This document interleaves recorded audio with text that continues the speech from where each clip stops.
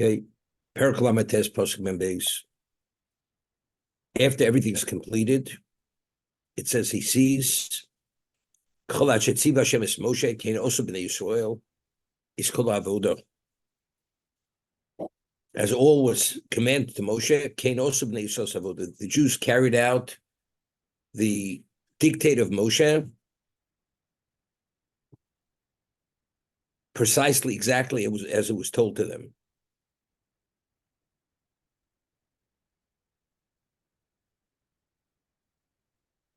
So over here, you have to take a look in the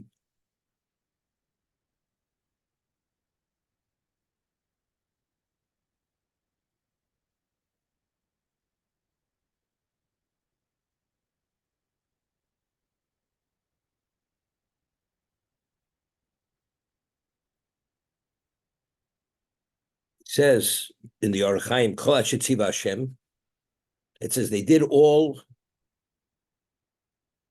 that Hashem had commanded Moshe. Kain also b'nei Yisrael is Kol Avoda. Chazal Oma Pam Beis Dover Zeh.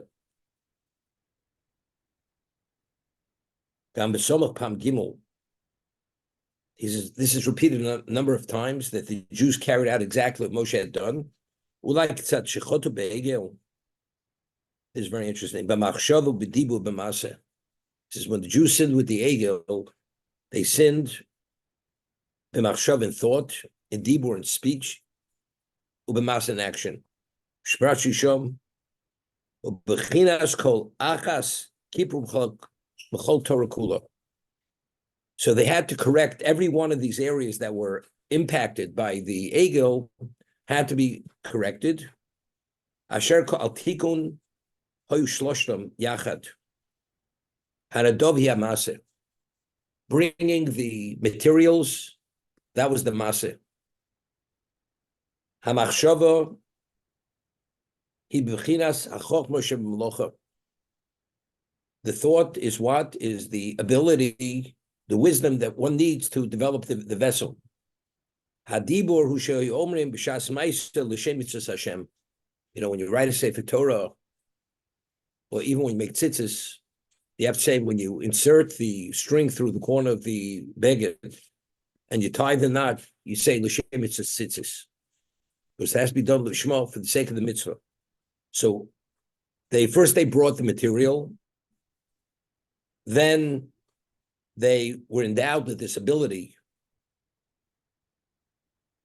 That is the machshava. And the dibur is, they said, when they actually made the vessel, they said, l'shem mitzvahs, whatever the mitzvah was of the particular vessel they were doing. Moshe Brash Kodem. V'cheneged shloshim omer hakosav she'osu kashetziv Hashem es Moshe. Ki tiknu shalosh hadrogos hara. Yeah, they had to correct and perfect the three areas that they actually had impacted negatively. These are Orachaim HaKodesh. Therefore, it says Kashetziv Hashem es Moshe in action, in thought, and in speech. It's a Reinu Bachyo. We're going to start Chumash Vayikra. When you bring a korban, what do you bring? What do you do? You have the smicha. The person leans on the korban. Then you say vidui. You confess. And then when you sacrifice the korban, every korban, you sacrifice its innards. Part of the innards are the kloyos, are the kidneys. The kidneys, very often based on psukim, has to do with the ability to process intelligence. It has to do with the intelligence. So Rabbeinu Bachyu says that when a person sins, before one sins, one has the thought. You're going to sin. And very often when you're going to sin, as you think about something, almost not even realizing, you say something, you speak when you're about to sin. And then you have the action of the sin. Right? So you have three things. You have thought, speech, and action. So he says the smicha, when you lean on the animal, that corresponds to the act of the sin. When you say the vidui, that corresponds to the verbalization. That corrects the dibur. And when you burn the kloyos, that corresponds to the machshava, the impure thought that he considered transgressing. Literally the same concept. So when you bring the korban, the three parts of the person that are involved in the sin, the thought, the speech, and the action, all have to be corrected. So these three levels of participation in the korban corrects those three. So Rabbeinu the Or Chaim Kodesh is saying the same thing here. Bring the nedava is bringing the gold to the egel. That's the action. And then afterwards he says, they said l'shem mitzvahs, whatever the vessel involved, l'shem mitzvahs, the vessel.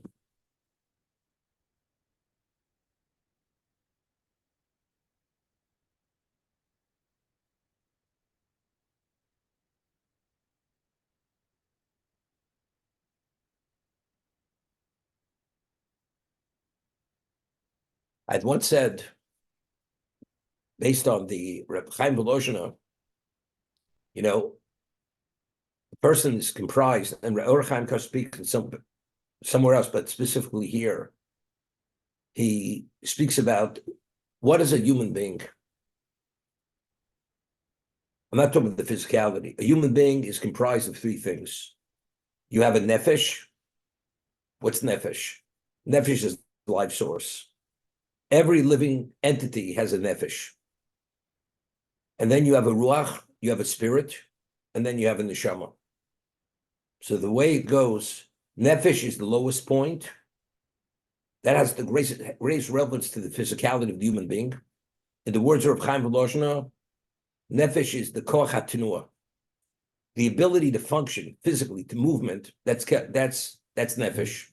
Ruach, spirit, is the ability to speak. When you speak, wind comes out of your mouth. It's ruach, spirit. And the neshama is the intellect. The neshama is the highest level. That's the most abstract. That's the thought process, is directly connected to the neshama. Okay, so the lowest level is nefesh, ruach, neshama. He says, what's the objective? Rabbeinu, this is Or Chaim Kodesh writes in the Vayikro. What is the objective of avodas Hashem?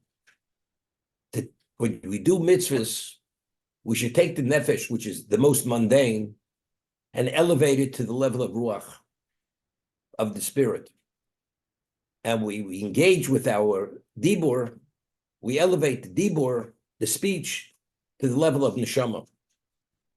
And then, when we do everything correctly, we take the neshama, which hovers above the person's head, which has relevance to this world, although it's totally spiritual, and to elevate it to nishmosa de neshama. What does that mean, nishmosa de neshama?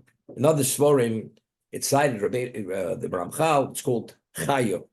Chayo is the root of the neshama. Everything starts from the highest echelon of spirituality. So that's the root of the neshama. The root of the neshama is called nishmosa de neshama. When you sanctify the neshama through living as a Jew through the Torah, you elevate the neshama to the highest level, which is to the root of the neshama.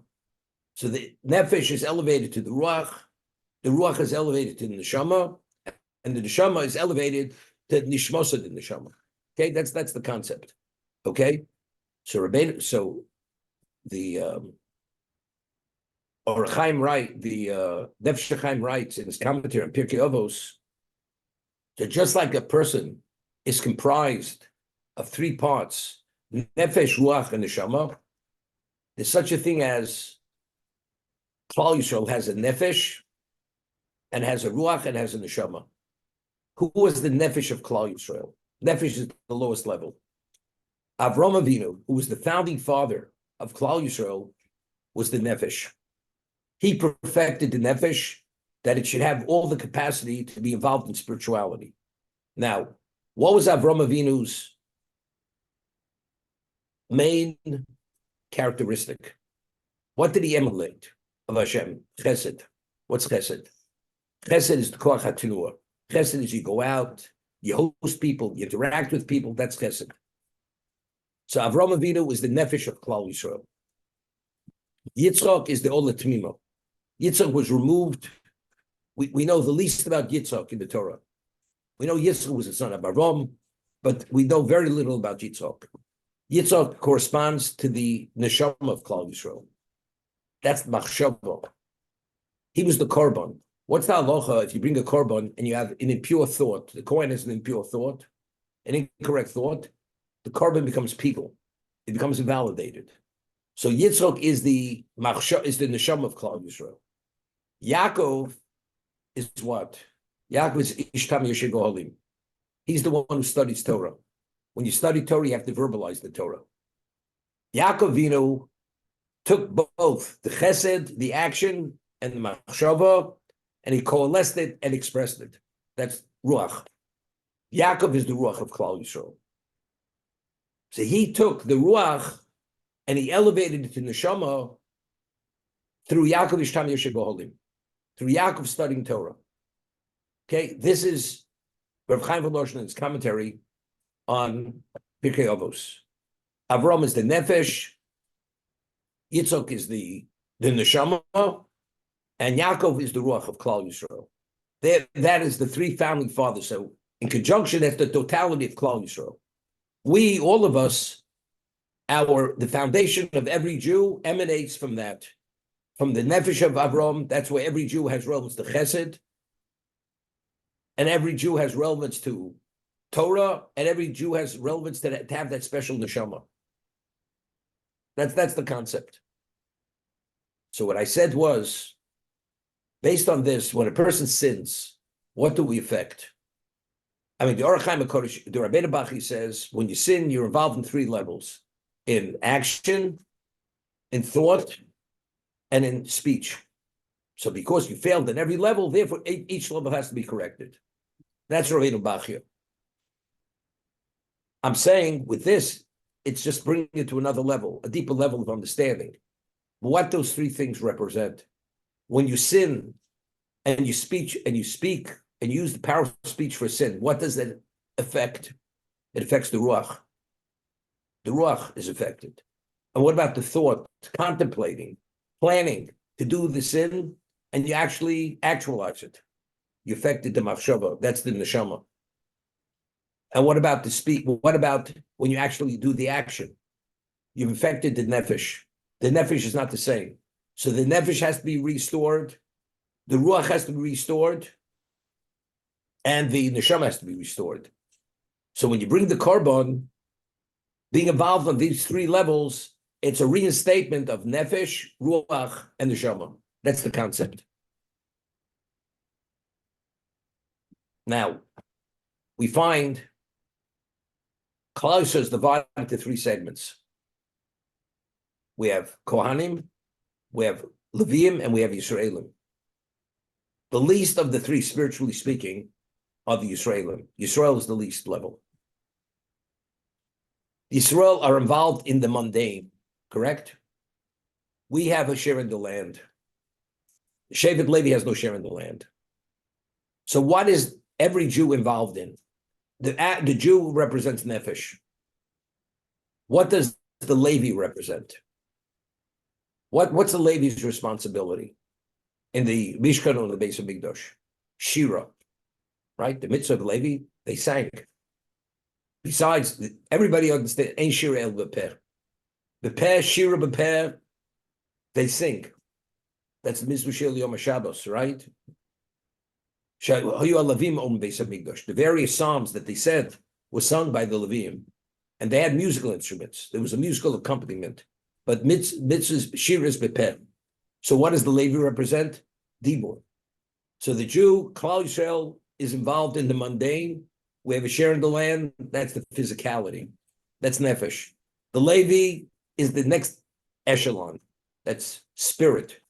And who does the avoda? That's the machshava. When you bring the korban, to have that special thing in mind, that the korban should bring about its end result, that's the Kohen. Now, we find that there's a training period for the Kohen It was a 5-year training period. He was trained from the age of 25 to the age of 30, and he was fully functional in that capacity at the age of 30. I mean, what does it take? It takes 5 years to train them. I mean, the avoda is shita, kabbalah, holoch, and zrika. Those are the 4 levels of avoda. You slaughter the animal, you receive its blood, you transport the blood to the mizbech, and you sprinkle it. Doesn't sound too complicated, correct? So why does it take 5 years to be able to be taught or mentored to be the functional Kohen? But it took 5 years. So the Ramchal explains, you know what the Kohen had to be taught. You can only appreciate this if you understand a chazan by the Syrians, by the Iraqis. I'm not sure by the Moroccans, by the Iraqis and the Syrians. Every Yom Tiv has another tune, and every day of the Yom Tiv has other tunes. That's the real chazan. These tunes correspond to the representation of spirituality during the day of Yom Tiv, and therefore it connects to what that is. Just to give you something that has a semblance of what we're talking about. Every day, there's another hashpah that comes down to this world. So when you bring the Talmud every day, you had to know exactly what kavanah. It's not just you slaughter the animal, and you know you bring the Talmud, and you receive the blood, and this and that, and eventually you sacrifice its innards and its totality as a burnt offering. We're not talking about the physical act. We're talking about the infusion of kavanah. Those kavanas had to do with the highest echelons of Kabbalah, understanding the inner workings of existence. So the study period that they studied was what kavanah to have at certain moments, so that korban should be fully effective as it's meant to be effective. You brought a chatos. The chatos also a sin offering. What was the level of shogeg? Who was the person? All these various things, the kavanas that were needed, because without the kavanah of the Kohen, the korban is not effective. The Gemara tells us that kohanim ochlim and balim miskaprim. When the Kohen eats the korban, let's say the chatos, not only is the main kapora is en kapora bedam. When you sprinkle the blood, that is the primary kapora, atonement. But when the Kohen eats the chatos, eats the osham, his consumption of that's part of the kapora. How's that a kapora? You know, so when we eat the matzah to say you eat it for the sake of the mitzvah matzah. You eat it l'shem shamayim. That itself takes that act of eating, which is the most physical act, it elevates to a whole dimension. It's a different reality. The Kohen, when he eats that korban, kohanim ochlim balim iskaprim, because he has that special kavanah and he is that special person, that's part of the atonement process. But that's what it is.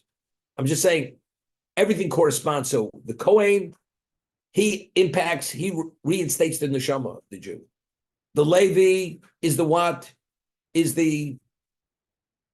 Corresponds to the spirit of the Jew. He sings. And the Israel, he represents the nefesh of the Jew.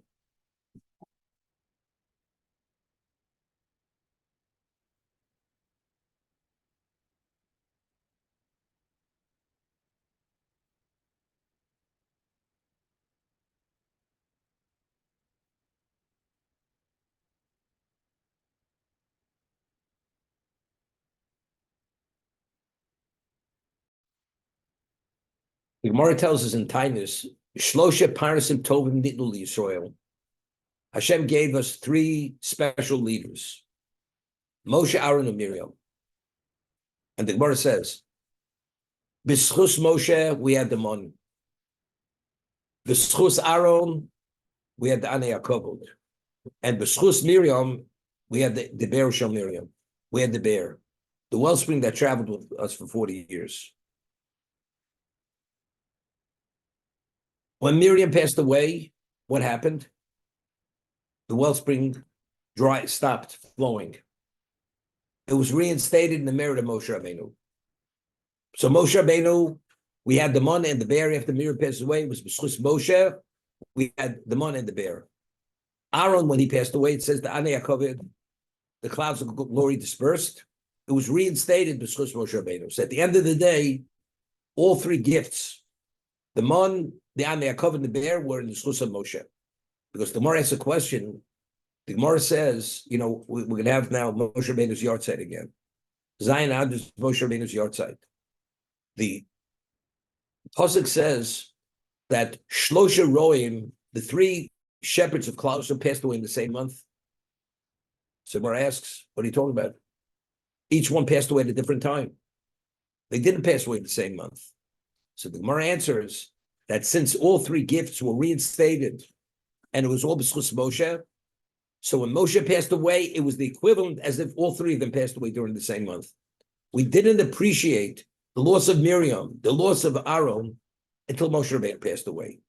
Because although the bear is in the merit of Miriam, but factually, if you have it doesn't make a difference. You don't feel the brunt of it. The Anei HaKavod, it's a schus of Aaron. We had a lapse for a moment, it was reinstated. It's okay. But when Moshe passes away, we lose all three simultaneously. Now we understand what it means, what Aaron represented, what Miriam represented, and what Moshe represented. It's as if all three shepherds passed away during the same month. That's the Gemara in Tainus. So what I'm saying is like this. Of the three of them, who is the least in spiritual status? Miriam was the least, correct? So Miriam, what is a wellspring? A wellspring is a living body of water. It just keeps flowing. It just keeps generating new water. What is that? That's movement. The Rav Chaim Volozhin says, what's nefesh? Nefesh is koach hatenua. That's the build, that's movement. Miriam corresponds to the nefesh of Klal Yisrael. Aaron is what? Aaron's Anei HaKavod. Anei HaKavod is what? That's the Ruach, the clouds of glory. That's Ruach. What's the Mon? The Mon is Neshama. The Ramban explains what was the Mon. The Gemara says in Tainus, quotes a pasuk, Mon was Lechem Abirim. What's Lechem Abirim? It's the same sustenance which the Malochim, who are the Abirim, the powerful ones, they're sustained by Hashem. It's the Ziv HaShechina, it's the radiance of God, which is put into physical form, that sustained us for 40 years. That's the ultimate level. That's Neshama. So what is Moshe Rabbeinu? In his merit, we have the Mon, that's Neshama. Moshe Rabbeinu is what? Is Nishmos Shel Yisrael. What is Aaron? That's the Ruach of Klal Yisrael. We have Sisei Kohen Yishvu Das, right? Pasuk in Malachi. The lips of the Kohen are the keepers of the faith. Sisei Kohen. That's Ruach. And what is Nefesh? Nefesh is Miriam. That's the wellspring. Okay, now we had the Mishkan, we had the Bais Rishon with Bais Sheni. I had quoted the Yalkut. The Yalkut says, Zov Kesed Nechoshes, Zov Ze Mishkan Shel Moshe, Shehoyahov Eitzal Kodesh Baruch Hu, Kizov. It was beloved to Moshe, to God, like gold. Kesev Ze Migdash Rishon. That's the first base of Migdash, which was when Shlomo built it, though he ruled the world supreme, where the wealth of the Jew was to such a degree that you were able to find silver in the streets. It was like stones. And Nechoshes is Bais Sheni. That's Nechushta. Now, the Mishkan being the most advanced level, that was our closest moment. We're in the Midbar, we're totally detached from physicality. What was the Mishkan meant to perfect? That was Nishmas Yisrael. We were totally detached from physicality. We were sustained with the Mon. Our clothing grew on us. There was no illness. We lived in the spiritual cocoon as if we were in the world to come. That's the Shama. Okay? Now, Bais Rishon, what does that address now? Bais Rishon addresses Ruach. How do we know? The meaning, the relationship Bais Rishon was meant to perfect our spirit, the Ruach, which is Torah. How do we know that? Now, why was the Bayis Rishon Nechrav? Why was it destroyed? It's a pasuk in Echo. Al Ozvo es Torosi, because they abandoned my Torah. So the Bayis Rishon, the relation with Hashem at that very advanced level, was meant to correct our ruach. But what happened? We failed. Right? It says Al Ozvo es Torosi. We did not say the Birchas Torah. We studied Torah as intellectualism, not to actualize the mitzvahs. So what happens if Hashem gives us something and we don't use it, and we don't utilize it as it's meant to be utilized? Hashem takes it. So the Bayis Rishon was taken. Bayis Sheni, which is Nechoshes, that's the lowest level. The Shechina was not in Bayis Sheni. What was that most meant to correct? Nefesh is what? That's Bein Od M'Chaveiro. To correct the nefesh, which is going out and interact and perfect our nefesh. Why was the Bayis Sheni destroyed? Sinas Chinam. Because, so what's Sinas Chinam? Sinas Chinam is relationships between man and fellow. That is what? That's the nefesh, which is the least of the three levels. And because we failed on the nefesh level, what did HaKadosh Baruch Hu do? He took the second bias. So each one of the times of Yishchanti B'Sochan, the Migdosh, Mishkan, Bayis Sheni, each one corresponds to each one of these elements. And because we failed on this second and the third, therefore Hashem took Bayis Rishon and he took Bayis Sheni for that reason.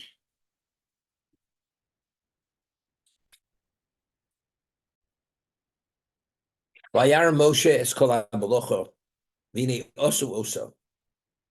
Kashetziva Hashem, kein osu. Moshe saw all the work, and they had done it. Kashetziva Hashem, as God had commanded, kein osu, they did it. It's interesting. I mean, it seems to be a lot of words here which are superfluous. He said, he saw all the melacha, v'nei osu, and they did it, meaning they did it correctly. Kashetziva Hashem, they did it as Hashem had prescribed, commanded. What's the kein osu? So the kein osu will say is going on not only in the physical sense, even the spiritual sense. Each vessel was infused with the kavanah that was meant to be infused with. Therefore, it functioned in that capacity. But Moshe Rabbeinu had that ability to make that evaluation. Then we see something, we only see the physical. Moshe Rabbeinu was able to sense what was embedded in that vessel, the kavanah that was infused in that vessel. He saw all the melacha, and they had done it as Hashem had commanded, kein osu, not only in the physical sense, but even in the spiritual sense. And as result of that, vayvarchos Moshe, and therefore he blessed it. What was the blessing? It should be the will of Hashem that the divine presence should dwell in your handiwork. V'nom Hashem Elokeinu aleinu u'echad miyur aleph mizmorim shebetfilas l'Moshe. Okay, that's the tefillah l'Moshe. V'nom Hashem. Our action should be pleasant to Hashem, and it should impact and affect us.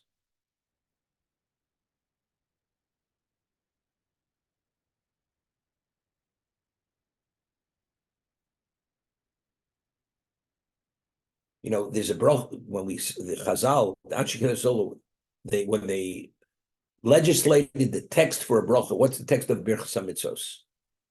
Asher kitshonu b'mitzosa b'tzivonu. This is very important. Asher kitshonu b'mitzosa b'tzivonu. Al netilas lulav, right? Whatever it is, Hashem has commanded us. Asher kitshonu b'tzvosav, He sanctified us with His mitzvahs. V'tzivonu. And He commanded us, Loniach Tefillin, whatever the mitzvah is, L'sati Pitzitzis, whatever it is. So what is the medium which sanctifies us? The mitzvah sanctifies us. Asher Kidshonu b'mitzvosav. Now, why does the mitzvah sanctify us?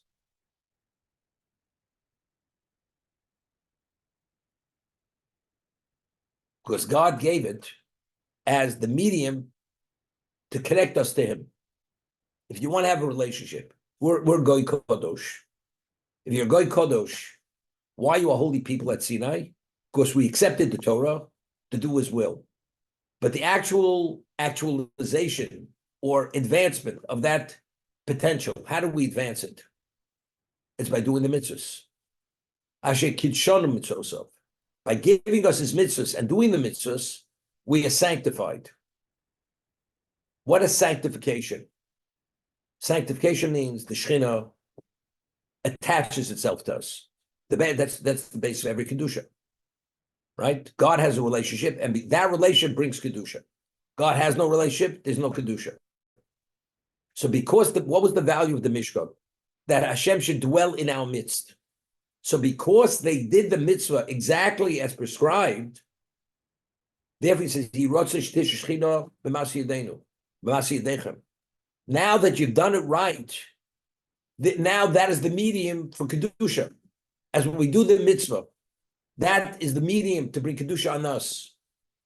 As the Chafetz Chaim says, in the name of Rav Chaim Vital, the 248 components to the neshama, the 248 positive commandments. Every mitzvah say infuses one component of the neshama with that infusion of spirituality, which gives us that relevance to eternity, that we're able to have the relationship with HaKadosh Baruch Hu. But you need the mitzvah to spiritualize that component. So it's Asher Kidshonu B'Mitzvah. As a result of that, that is Shechina. The Shechina is embedded in our neshama. That attaches. So now that the Mishkan was done as prescribed, exactly, what's the bracha? Now that entity was done, was brought about through Tzivonu, it should be Kitshonu. That the Shekhinah should be fully involved, integrated in that location. That's the understanding.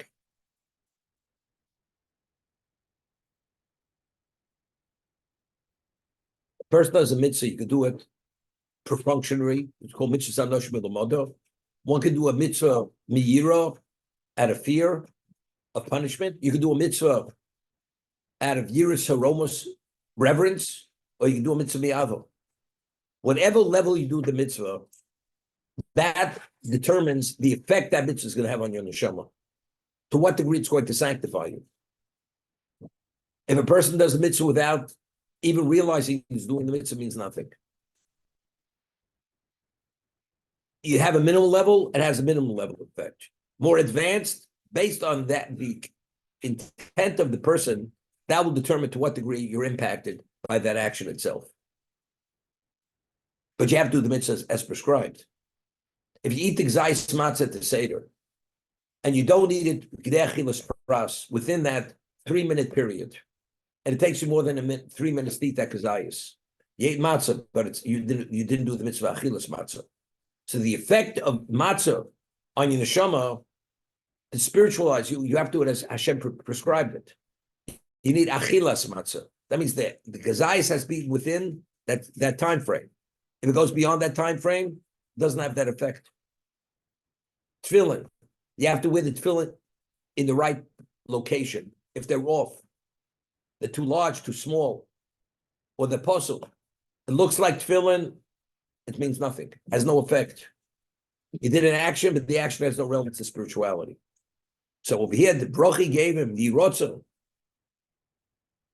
And the pleasant Hashem should come upon us as a result of that. Rabbi?